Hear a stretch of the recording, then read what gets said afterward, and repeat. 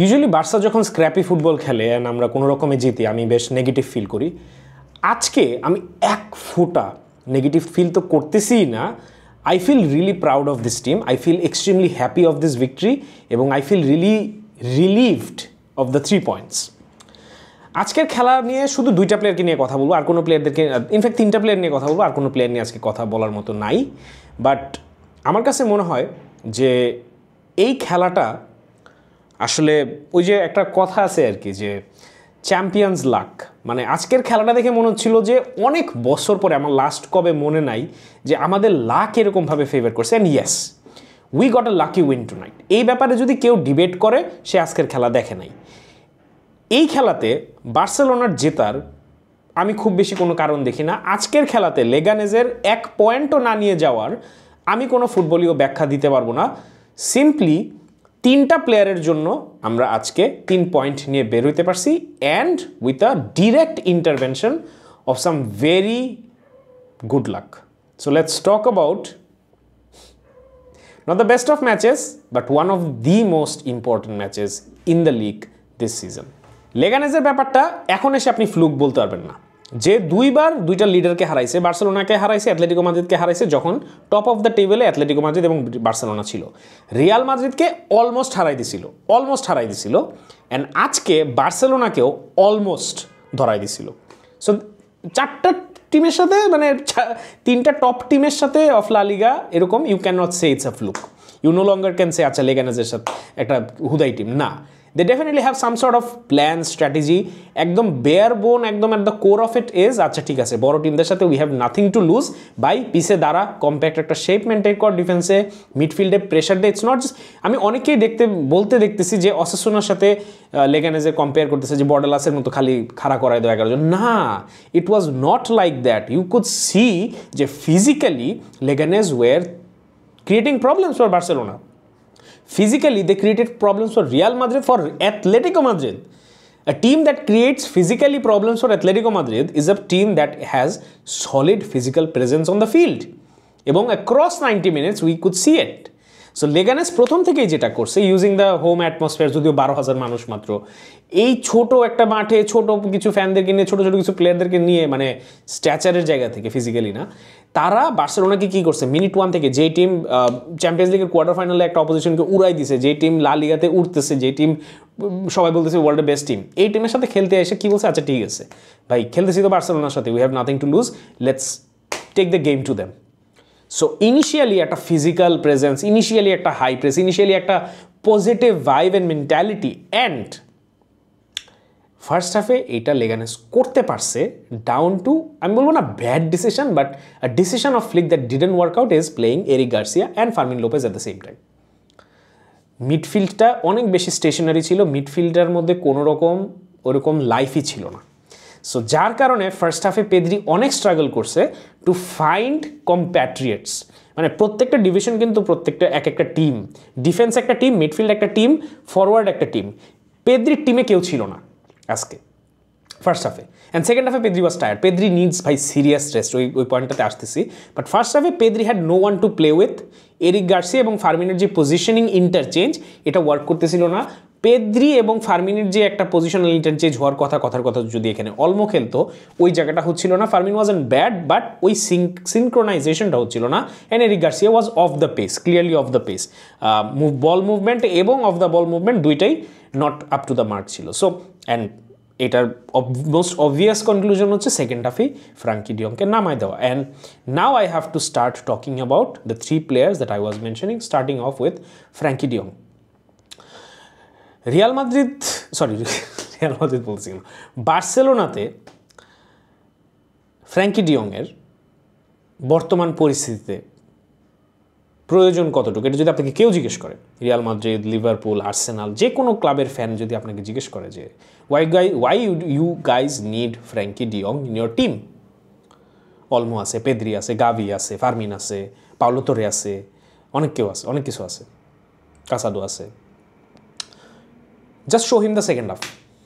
No, second half, just show him the match. Just show him the Leganés match. আর কোনো game না, যে ম্যাচে ও man of the match হয়েছে, যে ম্যাচে ও এল ক্লাসিকো ম্যাচে যেটা ইঞ্জুরি থেকে আসা ফার্স্ট ম্যাচ ছিল, সেকেন্ড হাফে নিয়ে খেলা বদলাই দিছে, কোনো ম্যাচ দেখানো লাগবে না। If anyone asks you about Frankie de Jong, be it Barca fan, be it Madrid fan, be it any club's fan, why Barcelona needs Frankie de Jong or why Barcelona should renew Frankie de Jong, show him tonight's match. Just show him tonight's match. Second half-এ কোনো একটা player যদি খেলে থাকে, that is Frankie de Jong. Every single to big build-up play, every single to big, মানে small to big transition, every small to big interception, every small to big defensive, let's say, transition went through Frankie de Jong. Literally every single one of them. Pedri had an off night. Pedriর আজকে first হাফে যেটা বললাম যে ওর টিমে কেউ ছিল না, second হাফে হি ওয়াজ টায়ার্ড। ও টানা খেলতেছে, এখন আমার মনে হয় একটা লিমিট চলে আসতেছে। ডটমুন্ডের এগেনস্টে আমি ওকে দেখতে চাবো না। So second half was entirely Frankie de Jong. Second half, Barcelona had one player, that is Frankie de Jong. Now let's come to the second player that I want to talk about. Inigo Martinez. Inigo Martinez কে নিয়ে আমি গত ম্যাচে কথা বলছি, Inigo Martinez কে নিয়ে আমি video একটা already আবার আপলোড করছি। Inigo Martinez is the most underrated footballer that I have seen in a very long time. Of all time বলবো না, কজ এটা বেশি ইমোশনাল হয়ে যাবে, একটু গাড়াগাড়ি করে বলতে হবে, but in recent times Inigo Martinez is the most underrated footballer I have seen. We got him for zero. We got him literally for $0. Can you believe? What Inigo does, it is unbelievable. Man, his leadership, his defensive organization, his ball playing ability, his movement on the ball. Do you remember that Lewandowski goal against Atletico Madrid? যেটা আমরা 2 গোল খাওয়ার পরে যে হ্যান্ডবলটা আমরা পাইলাম না, Atletico Madrid 2 goal আগাই ছিল, then the first goal Lewandowski scored. আপনি ওই গোলটা আজকে যে আবার একটু দেখেন, I request. The first goal we scored again Atletico Madrid in লা লিগা ইন দ্য লাস্ট ম্যাচ, যেখানে আমরা 2-0 ছিলাম, দেন 2-0 থেকে যখন 2-1 হইলো, Lewandowski বলটা রিসিভ করলো, এক পায়ে বলটা শুট করলো, গোল হইলো। বলটা প্লে করার আগে ইনিগো মার্টিনেজ কি করছে, হ্যাভ আ লুক। ওই পাসটা, ওই ক্রসটা প্লে করার আগে what Inigo Martinez did with the ball, on the ball, আপনারা ওই জিনিসটা যে একটু হাইলাইটটা দেখেন please, I request you, pause the video, go and watch it and then come back to this video. No centre back does that. No center back in this world right now does that. You cannot show me. The only player who comes closest plays for Barcelona as well, Cubarsí. So apni and defensively ki korte pare, we saw tonight. Barcelona left the game tonight with 3 points because of Inigo Martinez. As simple as that. এই ব্যাপারে কোনো ডিসকাশনই নাই। So it's such a blessing to have these underrated gems.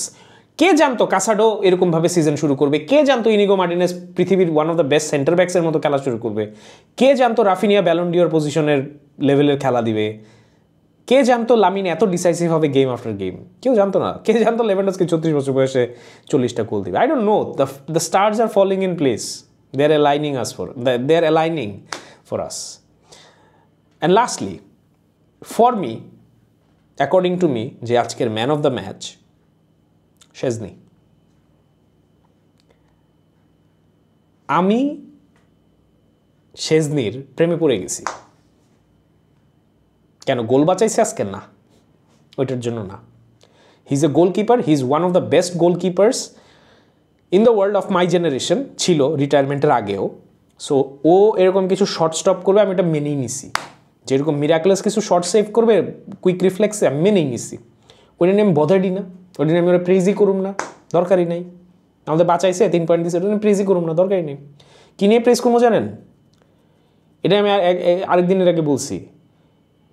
Of the ball movement এবং on the ball শেজনির has become better than Ter Stegen. টার স্টেগেনরে আমি সবসময় ডিফেন্ড করে আসছি because of his ball playing ability এবং অফ দ্য বল, যে অফ দ্য লাইন, মানে ওর পজিশন থেকে বের হয়ে আসার যে জিনিসটা, এই দুইটা জিনিসের জন্য আই হ্যাভ অলওয়েজ সেড যে বার্সেলোনাতে এই ধরনের কিপার খুবই ইম্পর্টেন্ট, এবং এই ধরনের কিপারের জন্য ভাই তোমার টার স্টেগেন সহ্য করতে হবে। যদিও রিফ্লেক্সে ও ঝামেলা করে, শর্ট স্টপিংয়ে ওর ঝামেলা আছে, বাট ভাই এই দুইটা জিনিস খুবই fundamental to the Barca system, এর জন্য হইলেও ওর একটু সহ্য করো ভাই। রিফ্লেক্সের জায়গা থেকে তো Szczesny far 1000 times better than any other goalkeeper that we had in recent Times.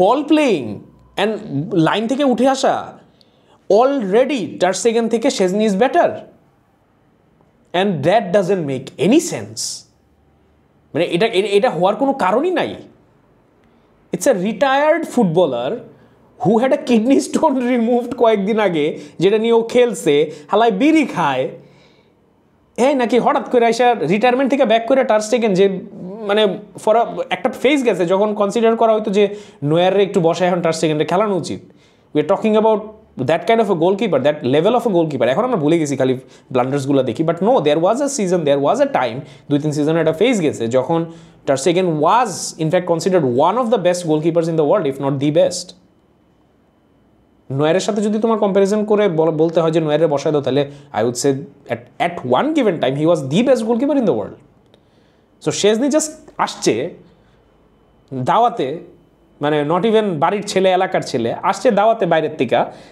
দাওয়াতে এসে দেখা যায় এই ছেলে তো বাড়ির সদস্য